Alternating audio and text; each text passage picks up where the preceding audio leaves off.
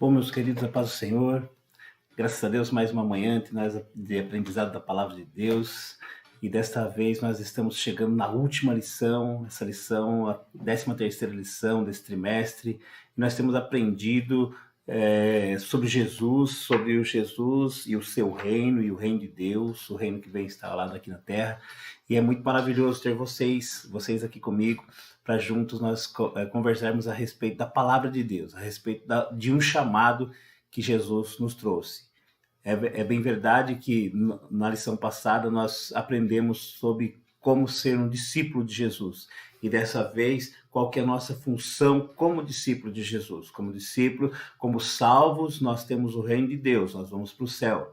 Como discípulos, nós temos que seguir as pisadas do Mestre. E como trabalho para o reino de Deus, ele deixou uma ordenança, e é nessa manhã que nós vamos tratar de alguns tópicos importantes na ordenança que Deus mandou, um chamado para evangelizar. Ele tem nos chamado, ele tem nos convocado a uma missão. Então nós vamos lá para a nossa última lição desse trimestre, que Deus possa nos abençoar durante esses minutos que nós estaremos conversando, amém?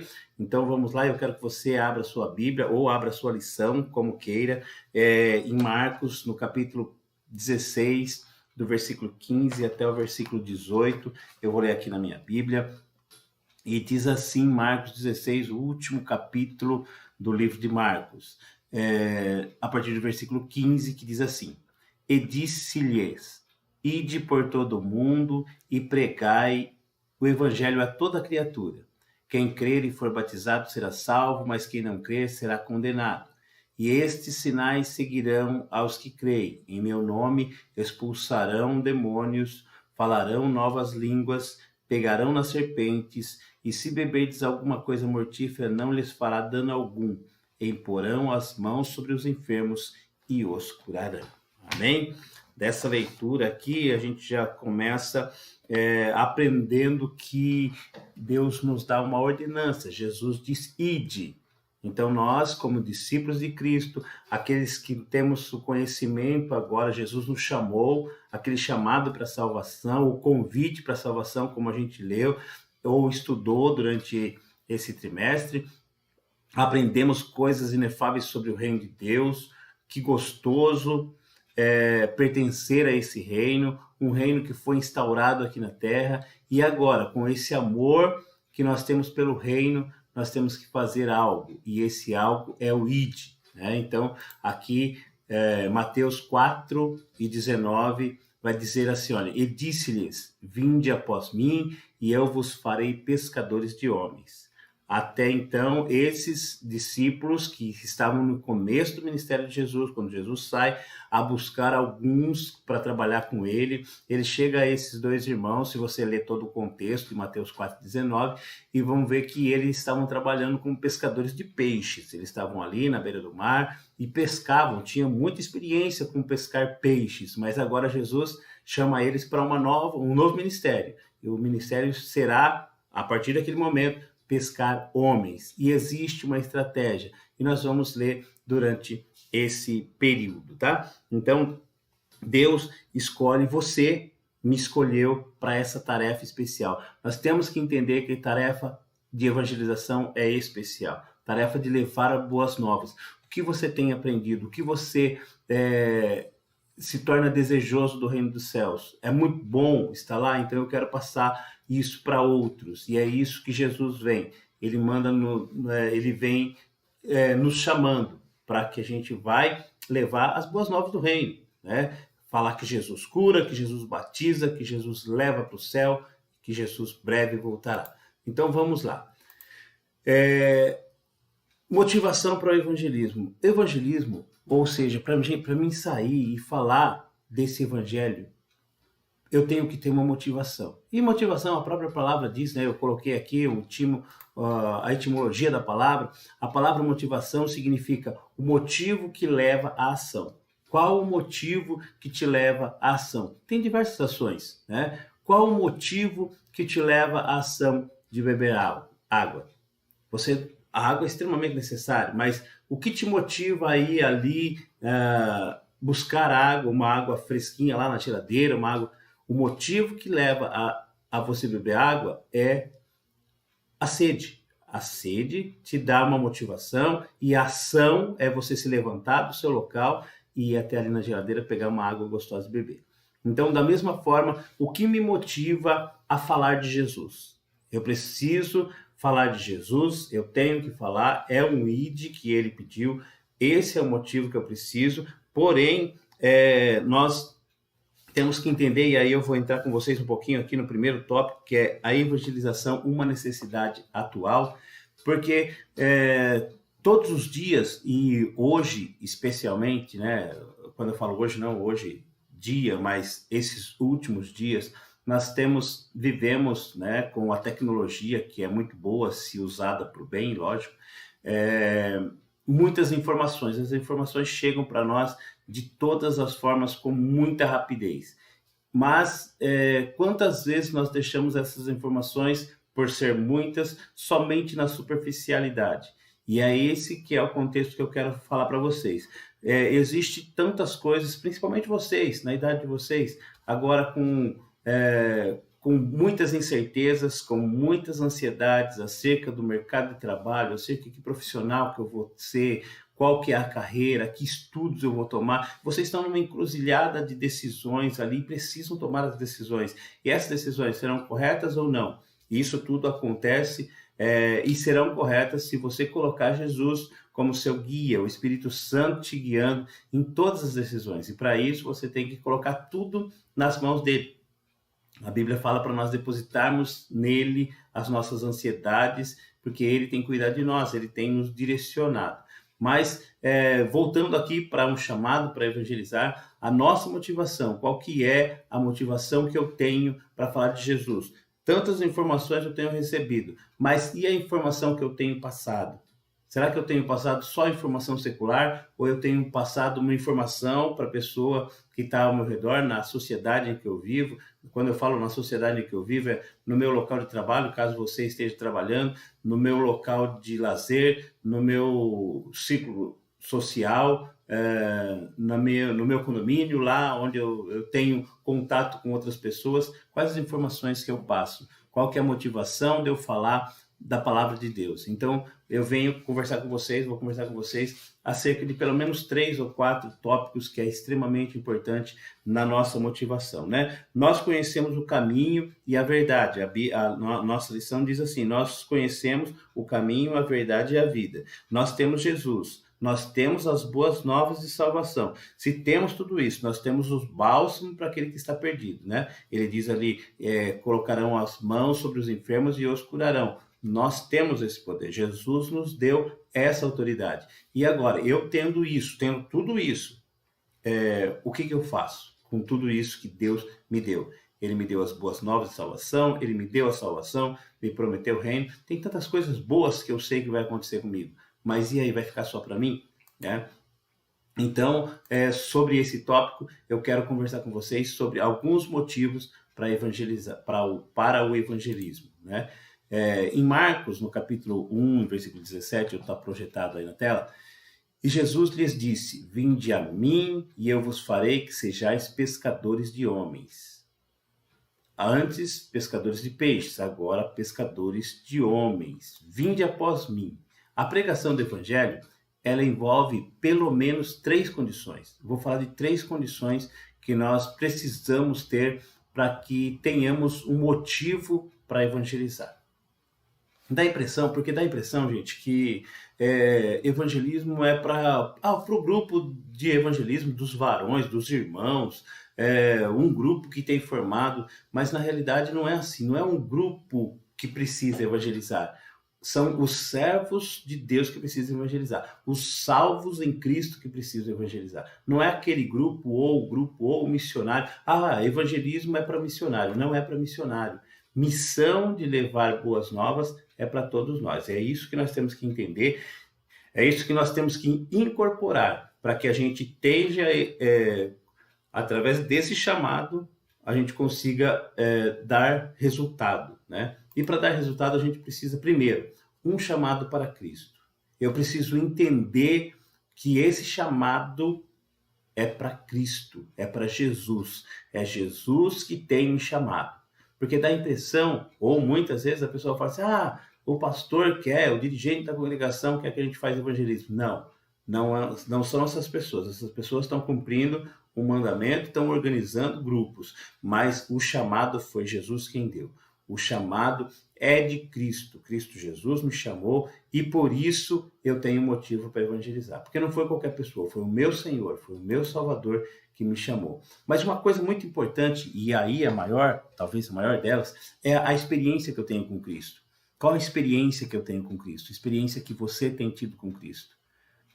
O que você tem recebido dele, o que ele tem feito na sua vida, quais as mudanças que ocorreram na sua vida quando você se tornou, como na lição passada diz, discípulo de Jesus. Quando eu comecei a aprender com o mestre. O que eu aprendi com o mestre? Isso mudou a minha vida? Me trouxe uma nova experiência? E se me trouxe uma nova experiência, qual que é a ideia agora? Qual que é a ideia que Jesus nos deixou? Se trouxe uma nova experiência, eu tenho que passar essa nova experiência. Eu tenho que falar para alguém do que Jesus fez na minha vida. Eu não posso simplesmente chegar a Jesus fez muita coisa na minha vida, então eu vou ficar quietinho aqui. Se eu tenho essa coisa nova, se eu tenho essa nova esperança, uma esperança que muitas vezes as pessoas do mundo não têm, ou não muitas, todas as vezes, porque a esperança é Jesus.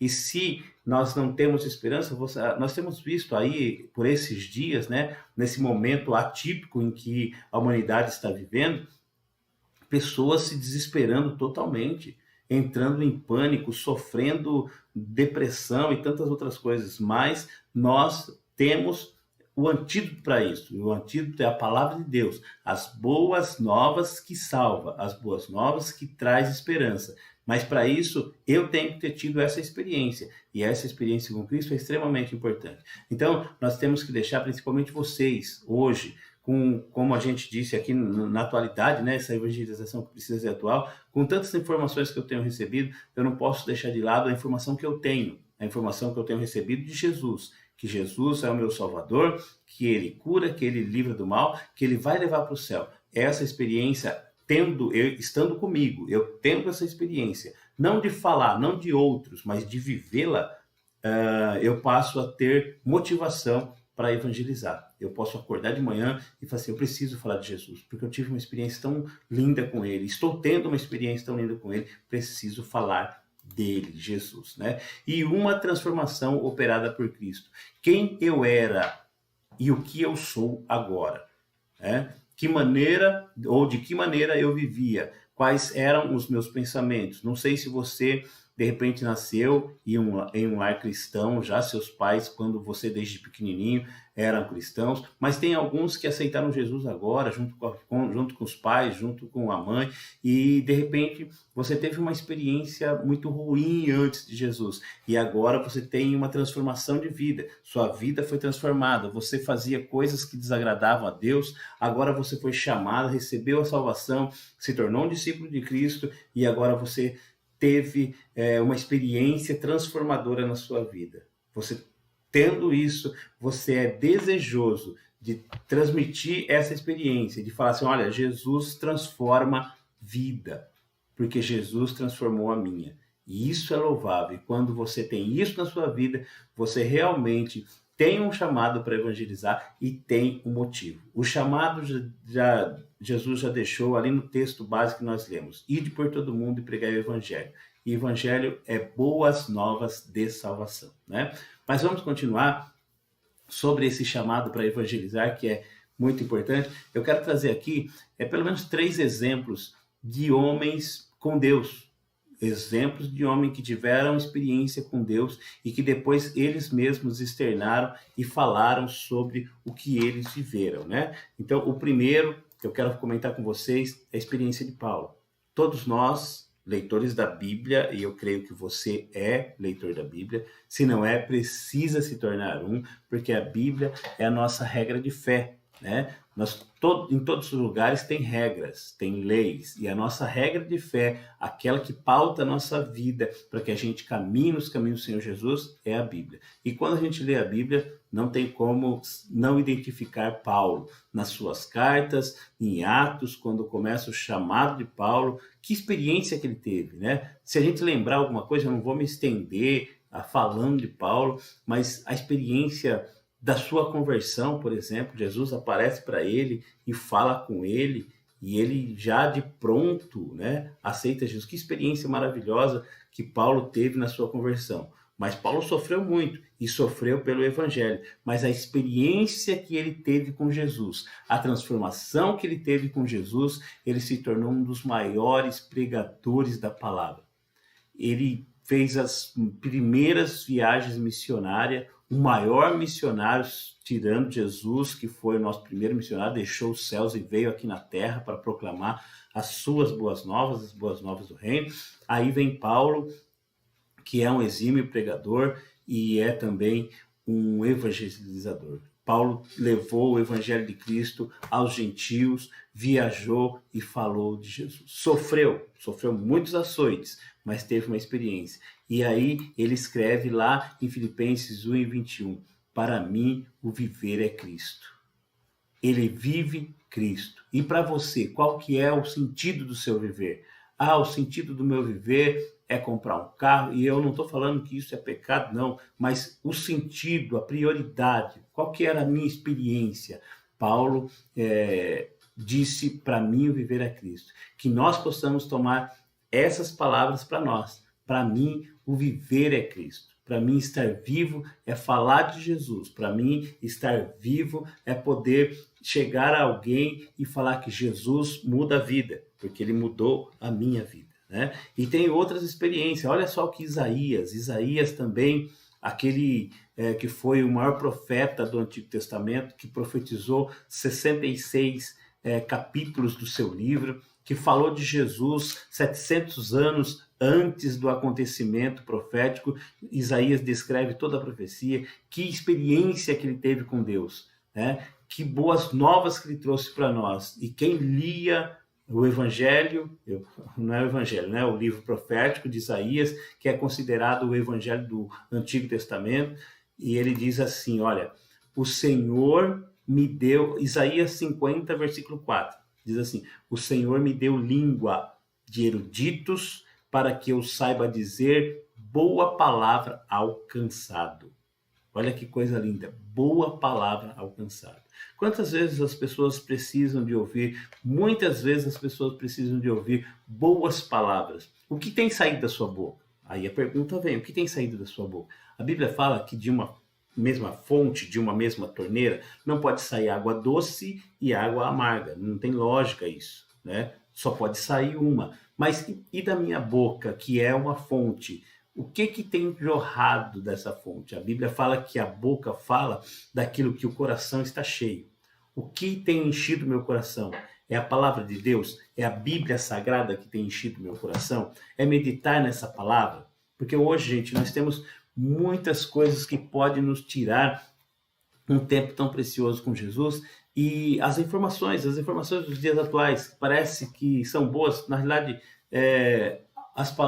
são palavras que às vezes tiram o nosso tempo com Deus, são leituras que tiram o nosso tempo com Deus, mas meditar na palavra de Deus nos traz coisa boa, porque o próprio Deus falou para Josué, certa vez lá no capítulo 1, falou, Josué, medita nessa palavra, medita nela dia e noite, porque você vai ter o cuidado de ter nessa palavra, a vida eterna. Então, Isaías disse, olha só, o Senhor, eu vou repetir, o Senhor me deu língua de eruditos para que eu saiba dizer palavras boas ao cansado. Que você também tenha essas boas palavras para falar aos cansados, né? E Pedro, né? Pedro, extremamente um profeta, um apóstolo que eu admiro, Pedro com aquele ímpeto todo, mas Jesus falou dele, orou para ele e por ele, e olha só, um homem falho como nós, né? Porque nós não somos perfeitos, somos falhos. Porém, Cristo orou por ele. E eu quero ler com você essa leitura que fica lá em Lucas, no capítulo 22, do versículo 32 até o 34. Lucas 22, do 32 ao 34, que diz assim, olha, mas ele disse, digo-te, Pedro, que não cantarás hoje o galo antes que 3 vezes negues que me conhece. E diz, não, eu estou lendo eu li só o último versículo, mas o do 32 diz assim, olha: mas eu roguei por ti, para que a tua fé não desfaleça, e tu, quando te converteres, confirma a teus irmãos. E ele lhe disse: estou pronto a ir contigo até a prisão e a morte. Mas ele disse, aí o versículo 34, digo-te, Pedro, que não cantarás hoje o galo antes que 3 vezes negues que me conhece. Pedro passou por essa experiência tão difícil, né? Como nós, Pedro falho, disse que iria com Jesus até a morte, mas ele não sabia o que estaria ali por vir para ele, e ele negou Jesus, mas Jesus, depois de ressurreto, aparece para ele e fala para Pedro: Pedro, tu me amas?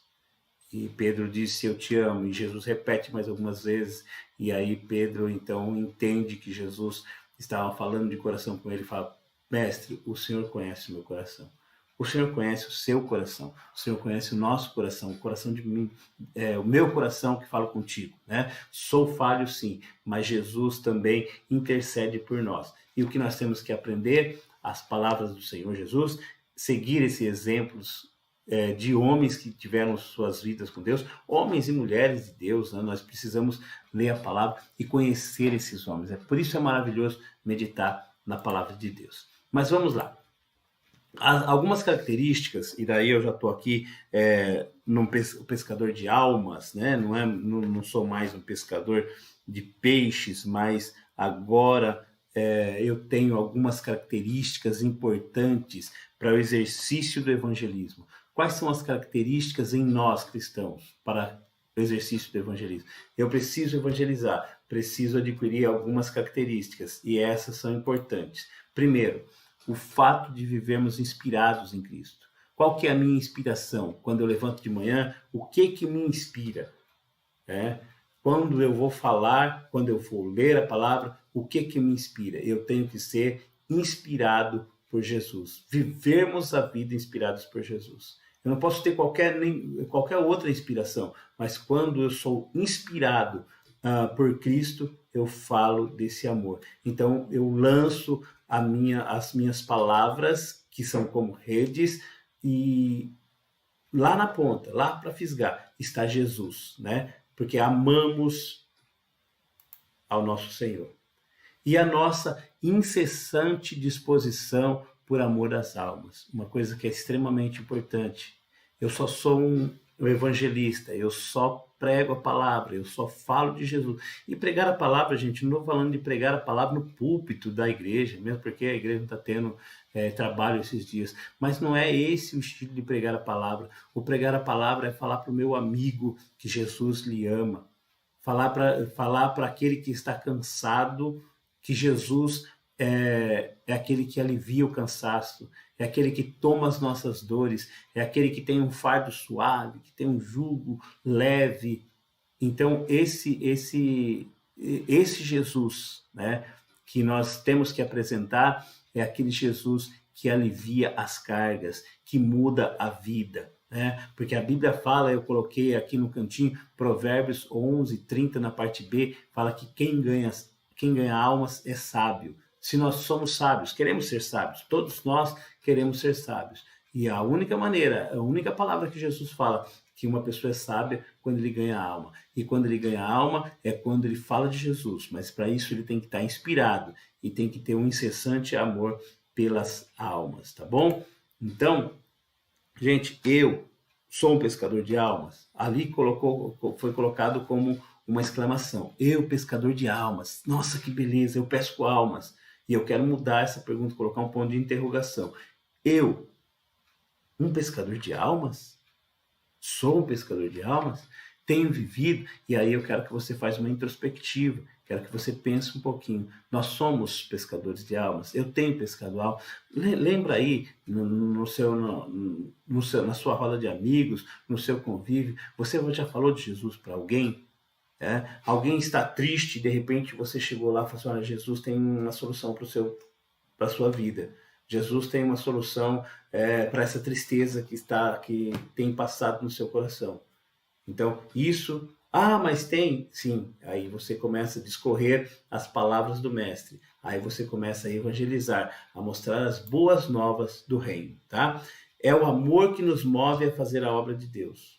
Nós temos amor pela obra de Deus. Não é o amor pelo conjunto que eu canto, não é o amor pela viola, pela guitarra que eu toco.